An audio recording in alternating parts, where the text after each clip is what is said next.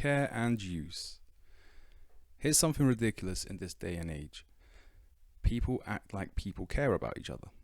This is silly and narcissistic. How can one expect a complete stranger to care about you, especially in a society like this? People are reduced to their primal instincts, even in the spiritual communities. So usually caring comes with a price. With men it's usually lust, and with women it's usually material gain.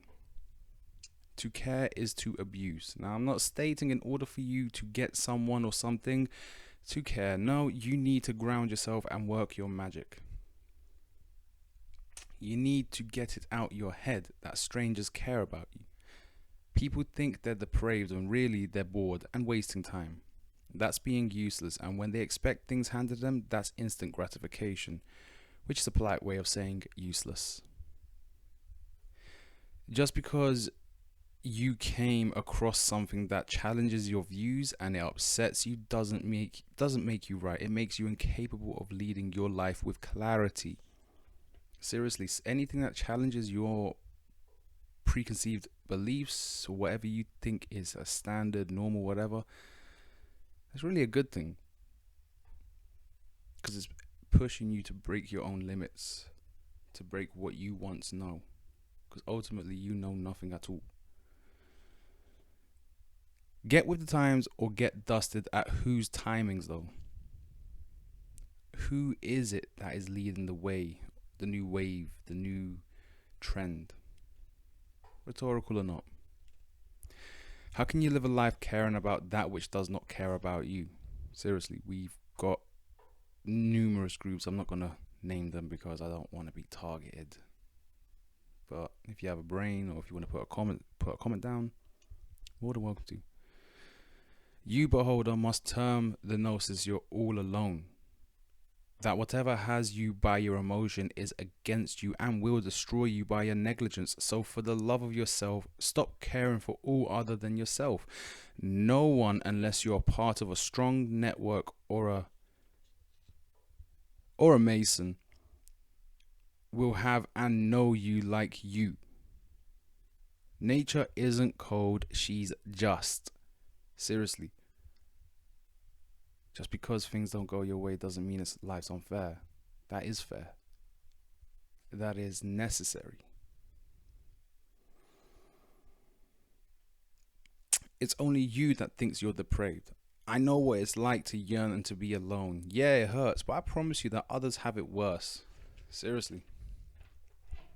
You live in a world where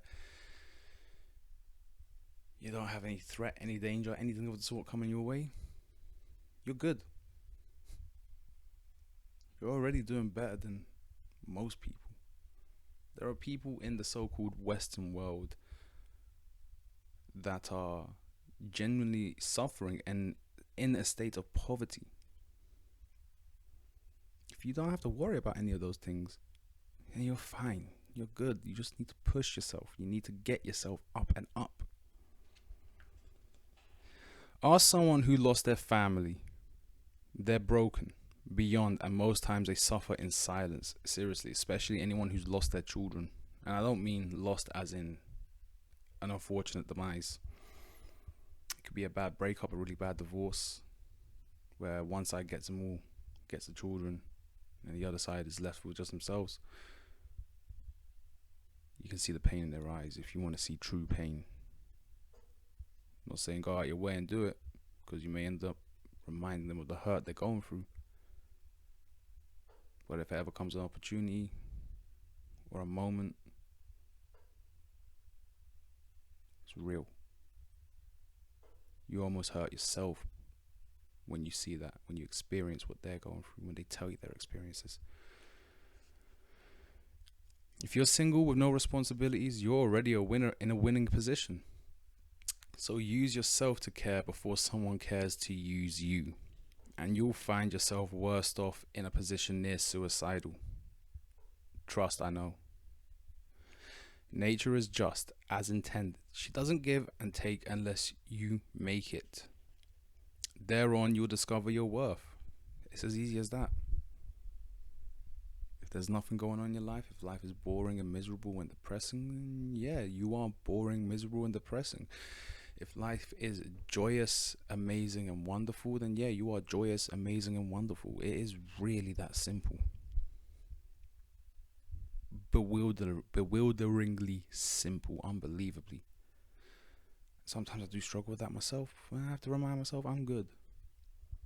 And I do little things now. I've made, if you know me personally, from this point onwards, I've actually made some major changes recently, but I'm not going to talk about that until later. I want to make sure the effects are actually rooted in me first before I talk about them. Then again, your life is your choice. Choose your suffering, or suffering becomes you. Peace.